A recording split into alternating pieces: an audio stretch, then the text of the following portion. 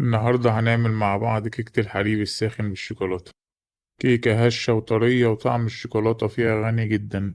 لو بتحبوا كيك الشوكولاتة الطري والهش يبقى لازم تجربوا الوصفة دي.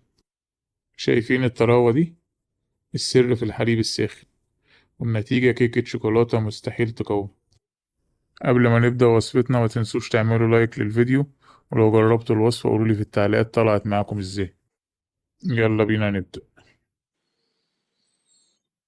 في البداية أنا هنا عندي المقادير: 3 بيضات، 200 جرام سكر، معلقة فانيليا، 120 جرام زيت، 190 جرام دقيق، 50 جرام كاكاو خام، معلقة بيكنج باودر، رشة ملح، 250 جرام حليب سخن. في البداية ضفنا البيض والسكر والفانيليا، وهنبدأ نضربهم كويس لحد ما الخليط لونه يبقى فاتح. الخطوة دي مهمة، بتخلي الكيكة هشة.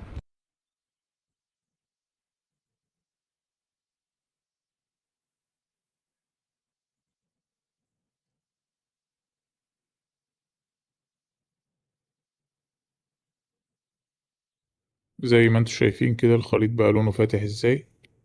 هنبدأ ننزل بالمكونات الجافة، الدقيق والكاكاو وننخلهم. هنضيف الدقيق 190 جرام، 50 جرام من الكاكاو، معلقة بيكنج باودر. وهنا نخلي بالنا من أهم أسرار نجاح كيك الشوكولاتة: نوع الكاكاو بيفرق جدا في النتيجة. مش أي كاكاو هيديكم نفس اللون والطعم والقوام، فياريت نختار كاكاو عالي الجودة عشان تطلع معاكم كيكة غنية بطعم الشوكولاتة. وأنا هنا مستخدم كاكاو أسباني غامق، وده بصراحة عن تجربة ممتاز جدا.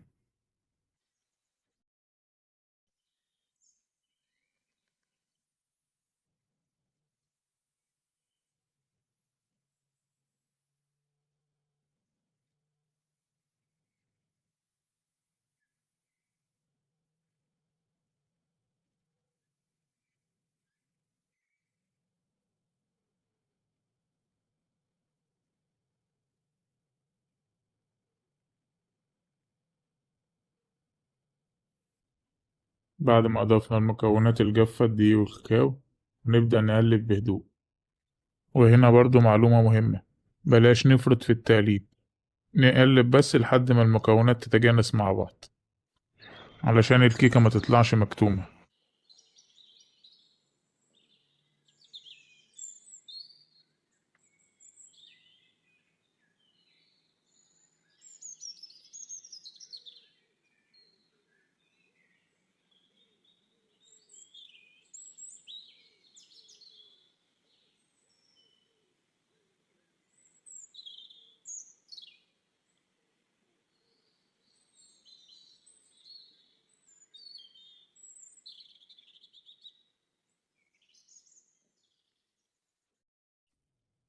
بعد ما المكونات كلها زي ما انتوا شايفين اتجانست مع بعض، شايفين القوام تقيل ازاي.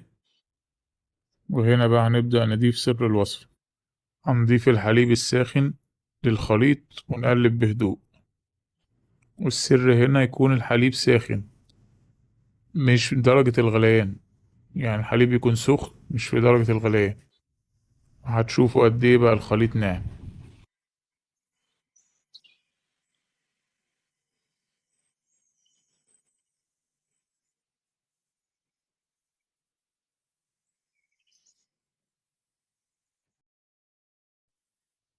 شايفين بقى هنا الخليط بقى ناعم ازاي.